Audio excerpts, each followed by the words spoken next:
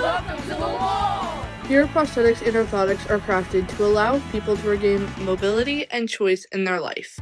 Our mantra is small miracles every day, and that's what we like to do here. We help people who have trouble walking. We help them gain the ability to walk again and do things that we take for granted. We make the lower limb prostheses that allows people to get their full range of life back. Everything that you've seen so far here is being part of a group. You work in separate divisions, but yet everything comes together for one purpose. You kind of learn how everybody works and how everybody needs a certain adjustment to walk, properly and comfortably. We get cash given by the practitioner.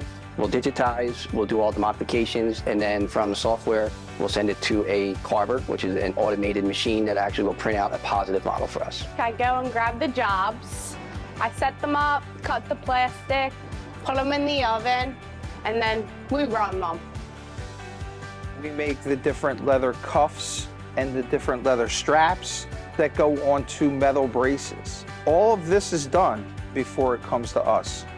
From drills to different razor blades, we have different machines in the back room called the Troutmans. So you can go from there and then you can smooth and make everything nice for the patient at the end. So I'm the one who comes in and takes something that looks rough, and then we finish it off for a patient to be able to wear it outside. This job gives them hope for the next day. I think the progress of them going through their rehabilitation and getting their strength, I think seeing everything down the line and where they finally get to as they make progress, I think that is probably one of the most rewarding things.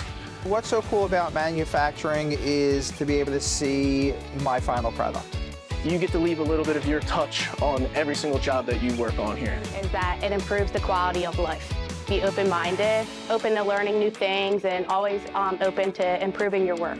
It's not just one skill that gets you to finish the jobs and be a good technician, but it's maybe being able to do a lot of different things, and that doesn't always come right here on the job. I think in life, you're going to see signs, and maybe those signs are going to show you where in life you should be.